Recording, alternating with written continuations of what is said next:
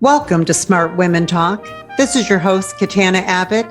I'm a midlife millionaire coach and a certified financial planner, and I search the world for smart women and a few good men, including best-selling authors and thought leaders who are on that leading edge. So join us for conversations on money, business, health, and inspiration, so you can live with more purpose, passion, and prosperity. Hi, everyone. This is Katana Abbott, and I want to welcome you all to Smart Women Talk. The magic you feel in the air during the holidays, it's real. It's a collective energy because so many people around the world are celebrating and coming together. And so it's a reminder that despite our differences, we all share this need for deep connection and for joy. It's my favorite time of the year. And I'm so excited to bring you our guest today. Author Ella Herlihy, who is a mom of 5 thriving kids. She's also a wife of 25 years, which is such a milestone today. And she's going to be sharing holiday tips on how to keep the magic of the holiday season moving forward, and also how to reduce the stress that we as women typically feel. We're going to talk about some tips on setting boundaries, also how to manage your to-do list, how to select gifts that reflect your family's unique love languages, and how to make the holidays fun and keep those older kids engaged. Welcome to Smart Women Talk. Thank you. I'm excited to be here. You're writing a book all around this idea of raising unentitled children. Can we start with that? Because this is just such a huge idea. I've raised 2 kids, and I'll tell you what, it is hard. Sure. We do have 5 kids. And when our oldest was about maybe 10 or 11, I was looking at a parenting blog because I've always been a learner and wanted to grow in the area of being a good parent. And I was reading a blog, and it said 10 conversations you need to have with your daughter before she leaves home.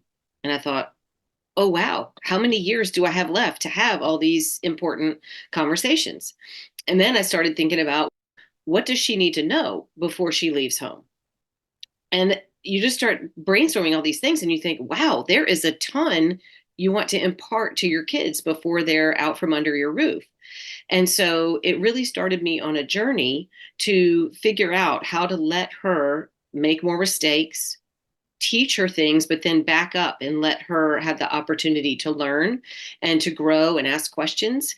And in that process, what I realized is a lot of parents let their pride in their kids' perfection get in the way of stepping back and letting the kids experience the natural consequences of their own choices and their own actions, which is what we all know leads to better functionality as an adult, less anxiety, less depression, being able to take ownership of their skills and abilities and that sort of thing. So that's what really started me down that path. And then it has really forced me in my own parenting, the decisions that my husband and I make with our kids, to try to be more intentional about letting them do some of those things. Some of my neighbors, I'm sure, think I'm crazy, but that's the choice that we've made and the path we've been going down.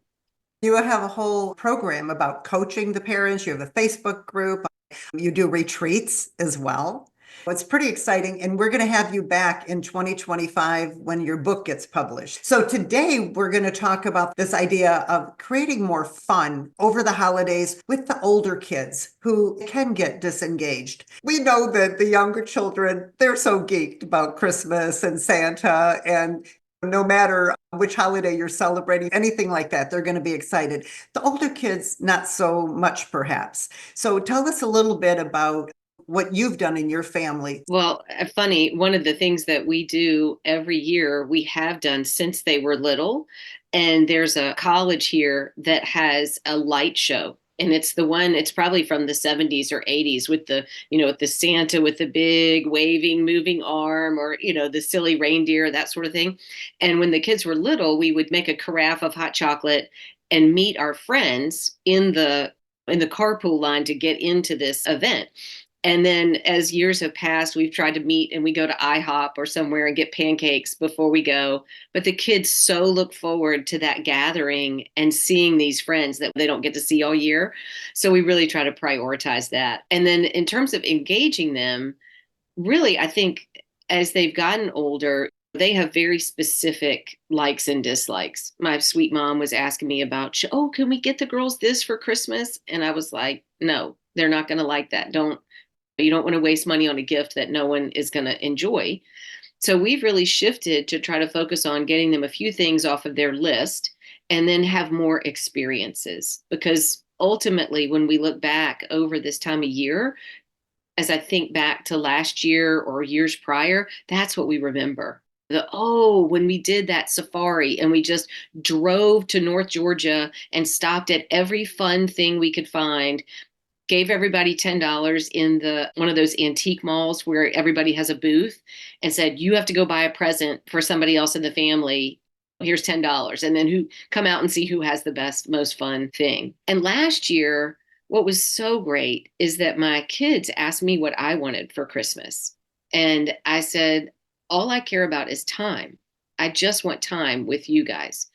And so they each planned an event for our family. And one who loves cooking, she planned a baking day, so we decorated cookies. One planned a game night because we have so many games and we don't take time to play them together, so we played games. And one planned a thank you note writing party, which I was like, really? That's what you want to do? And we got out all the stationery and everyone sat and wrote these thoughtful notes to the grandparents and people who had given them gifts. And we got notes from our kids and we saved them all. It's such a treasure. So that was really something neat to give them the responsibility to come up with something. And they did that among themselves. They decided what to do. And then we got to all enjoy it as a family. So when you did that, were those multiple activities? So that would keep you going all during the holiday season. That wasn't all done just on Christmas Day, for example. That's correct. We have one daughter who lives in California, and so she's only home for a certain amount of time. So we have to maximize that time. And of course, she wants to see her friends and that sort of thing too. So they planned out the schedule and said, it wasn't all at night because that might be more when they want to get together with their friends. From 3 to 5 one afternoon was our thank you note writing time. And we had snacks and beverages for everybody. And then we sat at the dining room table and everyone wrote thank you notes. Oh, that's a great idea. And you mentioned something about love languages. I know there's the book. I think it's about the 5 love languages. Tell us a little bit about that. Gary Chapman wrote the book, The 5 Love Languages, and they have one for 5 love languages for children, 5 love languages of teens. So you can really think about it more from the age of the person that you're trying to discover. And there's a quiz online on their website, I think. But essentially, the love languages are how you best receive love, but they're also how you best give love. And so matching those up, I find that when I talk to couples that we know, almost always, whatever the wife's top 2 love languages are, they're the husband's bottom 2, and vice versa. So it's one of the challenges in getting along as a couple to communicate love in a way that really shows the other person that you're thinking of them. And so as I think through these experiences or gifts we want to give our kids, we have 2 children that their love language is physical touch. And so anything you do where you're sitting on the couch right next to them, snuggling under a blanket, watching a movie, doing something side by side, working together or doing a puzzle together, something like that fills that love language. My husband is words of encouragement. And so writing him a letter is way more valuable to him than just giving him a card or a gift.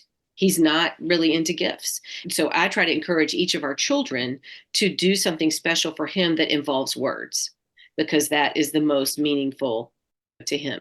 How did you figure this out with your family? I think this is a great idea to really zone in. They can get the book easily, but how did you go about figuring that out with each of them? I do think that me becoming very aware of what the love languages were and then thinking through what my husband and I were, and then you just start to notice with other people that they don't really care. Like if you say, "Oh, what a great job you did," they just walk away, or, "Oh, thanks." And it's not that big of a deal to them.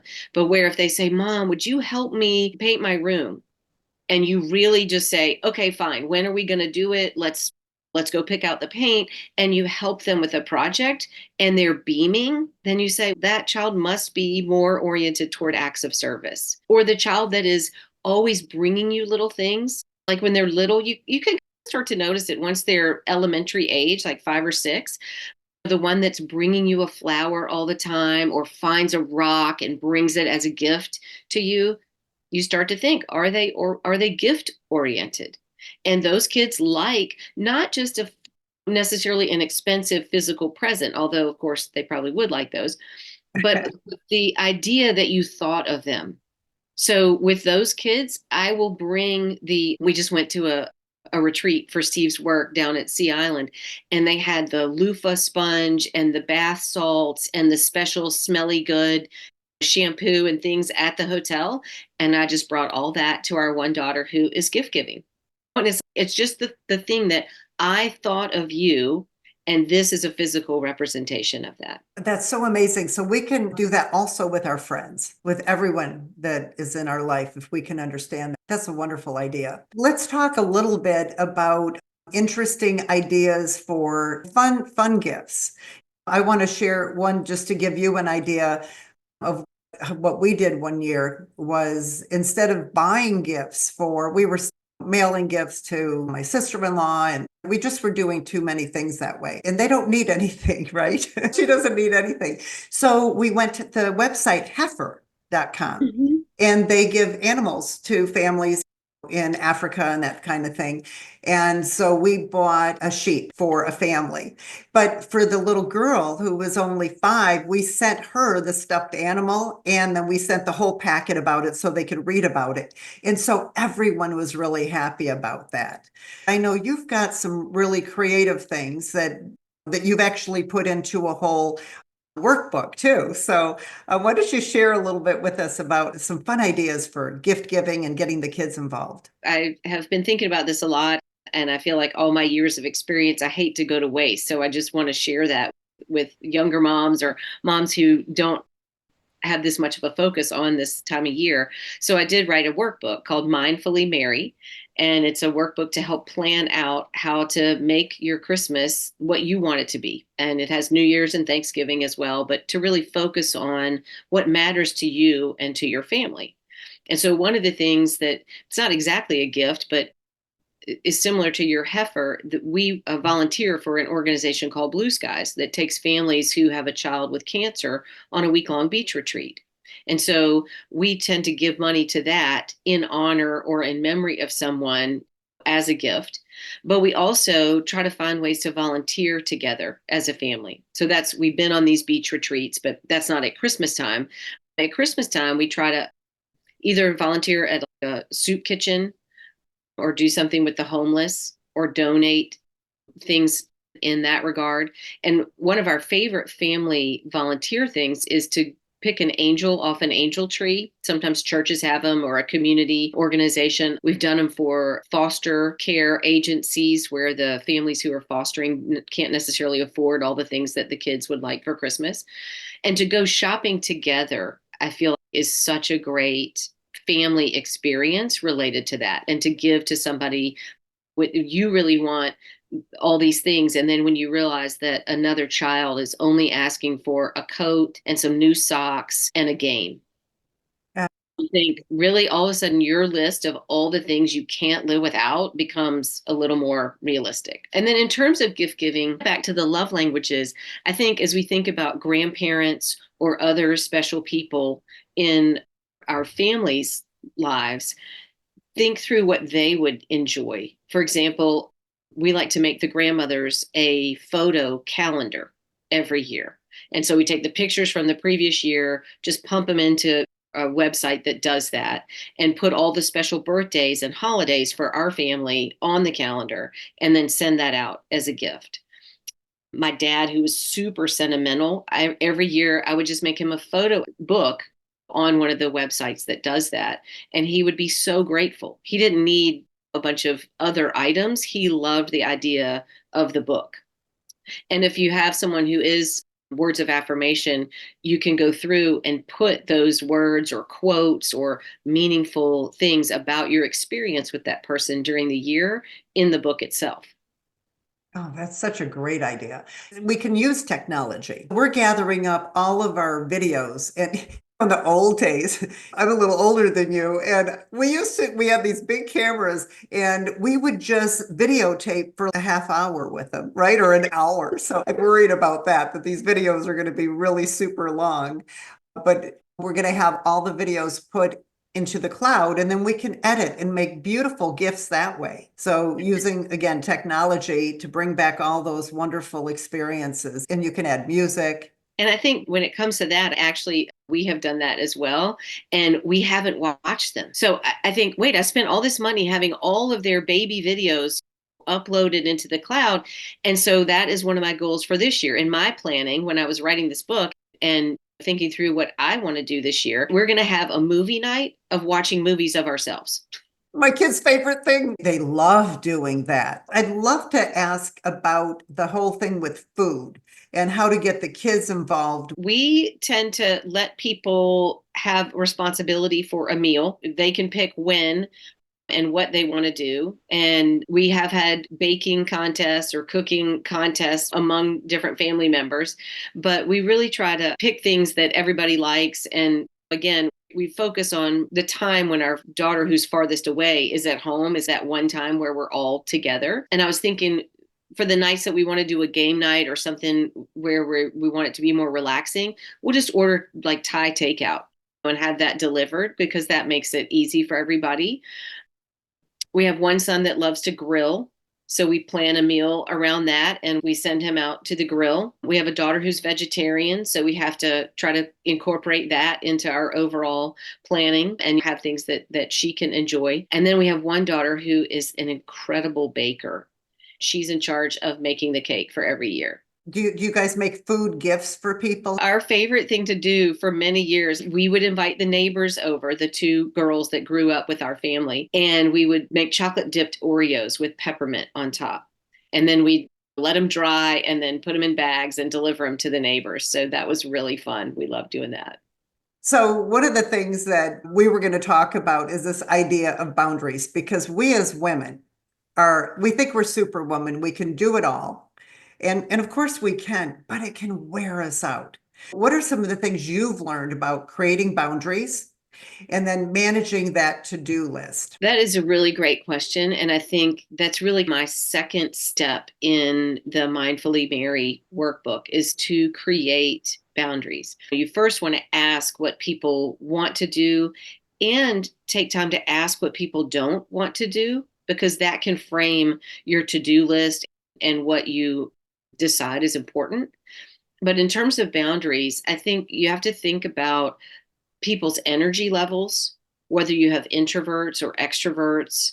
And like with my own kids, one coming from far away, one who lives here, who has a bunch of friends who are coming back to town that they'll want to visit. And so thinking through how can we plan things that most of the people can do. And for me, a boundary is to not get upset when not everybody wants to or can participate in something. As a mom of 5 kids, my heart is most full when all of us are together. I would shove all of them in the minivan and lock the door and say, no one can get out and we're just going to go somewhere, just the 7 of us. But that doesn't always work for them. So I have to have a boundary of protecting my heart and not expecting too much from them. And then I have to be honest with them and say, this is what I really want. Here's things that we have available. Which things can you participate in? And if I'm buying tickets to something, obviously they're committing to it, but just trying to hold that loosely so that I don't get upset and ruin my own experience with the people who can participate. I think it's really important when we look at our health. I know you have had lots of good health podcasts and things to address that. And as women our age, we're certainly concerned about our overall health and well-being, mentally and physically. So when you look at your calendar, are you stacking yourself up to where you don't have time to exercise, you don't have time to rest, and you're sending yourself on all of these events where you know the food is going to make you not feel good or that you're going to overindulge. So what is your plan? What is your boundary to incorporate exercise into your overall calendar in the next month? How can you have some quiet time or meditative, restorative time built into your schedule without stacking things on top of each other? And we really have to schedule it. Yeah. I literally have to put it and that's why they say put yourself at the top of the to-do list. But I go into my calendar and I have to put that time in, or if it just doesn't happen. Yeah, I totally agree. Like, I know if I don't schedule a massage, I will not have time for one. So if I put one on the calendar, and every time I go, I'm like, oh, if I would just do this once a month, it's so restorative to me, both physically and mentally. So I know now I need to go ahead and put one of those somewhere in the middle of December. I'm going to force myself to do that. And I'll be glad that I did. But right when it's time to go, I'll say, I don't have time for this. I really shouldn't. But I know that it's a good thing. And there are other things like that in our calendar, whether it's a lunch with a friend or someone special, or saying no to an event that you know is going to blow your boundaries or make you stay up too late or just make you not feel good for something important the next day. Just give yourself permission to say no. And I think that's really important. My mother-in-law said, do less, enjoy more. That's good advice. Yeah, and I had a friend who would want to come over on Thanksgiving, but she already had been to another Thanksgiving dinner somewhere else. And then she wanted to leave our place and go somewhere else for a nightcap. And I'm like, whoa, to me, that is just total stress. But that's just not me, huh? There's something to be said for pajama time. You know, Yes. Stay home, put on your pajamas, and just lounge around. I'd love for you to share a little bit about how people can connect with you. Yes, I have a website at www.unentitled.co. And then I have a Facebook group, which you can find if you do hashtag unentitled parents on Facebook. You can find the Facebook group and join that. So I'd love to have people join. That's a community of like-minded parents trying to raise unentitled kids, giving advice and sharing articles and things to help us grow in that arena. Ella, it's been so much fun having you on this holiday season, and I know you're going to help so many people have more fun with their families this year. I hope so. That we're in the midst of it and planning, but I'm trying to maintain the peace of having good boundaries and trying to incorporate everybody, but hold it with open hands. Great. Okay. Thank you for being here. Thank And you so everyone, much. all right. And everyone, thanks for being here today. If you want to join our list, it's joinsmartwomen.com. You'll know who our guests are. You'll be able to access all the free materials. Be sure to visit our podcast and Smart Women TV at YouTube, and be sure to subscribe. And until our next show, go out and live with more purpose, passion, and prosperity. Smart Women Talk is brought to you by Smart Women's Empowerment, a 501c3 nonprofit project of United Charitable. Music by Bill Lucas from his album When It Rains. Available on Apple Music and Spotify. Catch us wherever you listen to your favorite podcast, and be sure to join our free community at joinsmartwomen.com to access all our free Smart Women resources.